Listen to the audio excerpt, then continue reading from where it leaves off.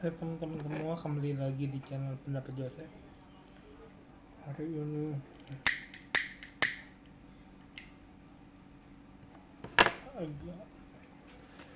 saya akan melakukan review dari 3 pertandingan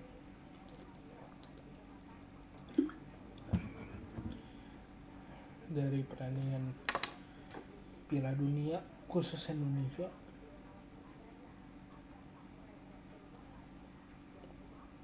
Saya akan selesaikan dalam tempo 3 menit. Pertama, dari sisi persiapan, terlepas dari ini, beberapa stadion itu adalah sempalan dari U22, U20, menang ada masalah namanya segi fasilitas.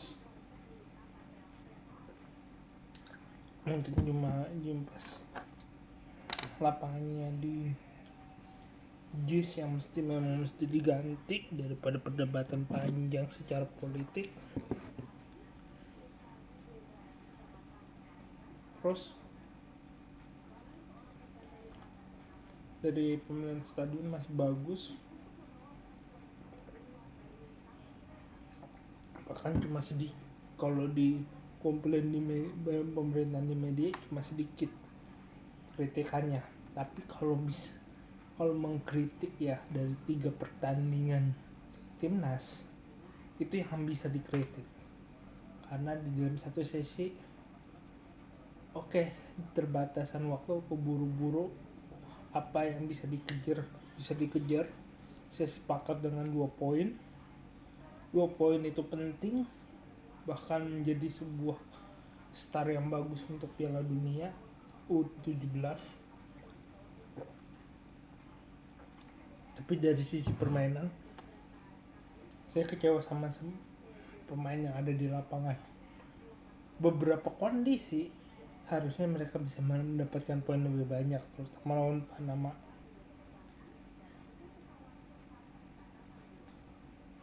Nggak ada di waktu pertandingan Panama kita secara pertandingan dikadal-kadalin.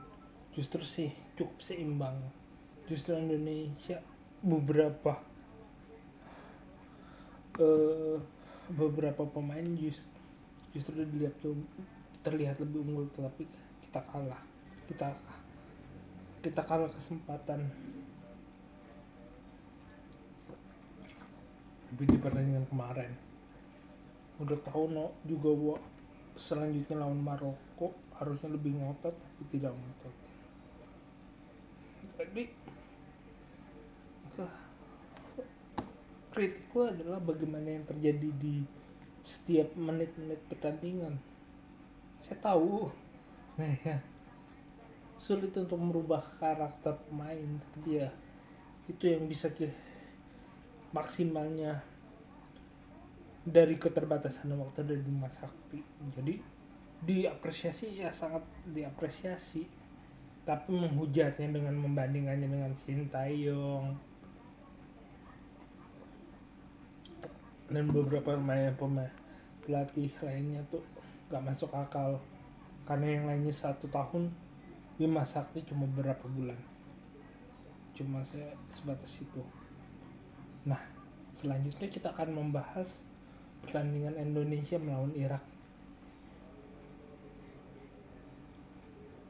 Kalah kelas sangat terlihat dari pertandingan itu, dimana dari sisi speed mungkin kita bisa menjembati, sisi menutup ruang mungkin kita sedikit bisa menyeimbangkan sampai menit 70, tetapi permasalahan kalah kelas. Tapi pada waktu udah kebobolan 3-0 mendadak kita kengototannya hilang. Jadi seperti itu. Gol 4 dan gol kelima jadi terlihat lebih mudah. Yang jelas itu menjadi catatan penting bahwa yang kalah itu dimensi pertandingan kita, bukan kesalahan pelatih atau apa. Memang butuh banyak latihan lagi, butuh kesepakatan buat operator liga di liga,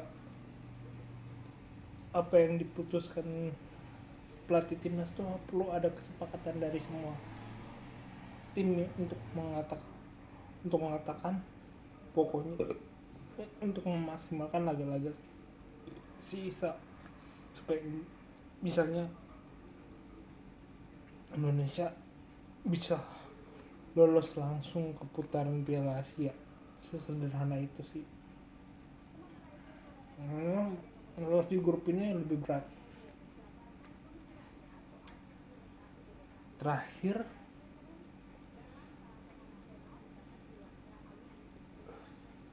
ngomongin Italia, malah di satu sisi gaya bertahan dan menyerangnya tuh menyerang bukan lagi menjadi PR ya. Italia sudah bisa menemukan keinginannya Spalletti, tapi bertahan itu jadi menurutku masih jadi PR. Misalnya PR-nya adalah bagaimana menekan striker lawan. Di situ menurutku sedih. Itu adalah menjadi masalah. Mau Fati, Archerby,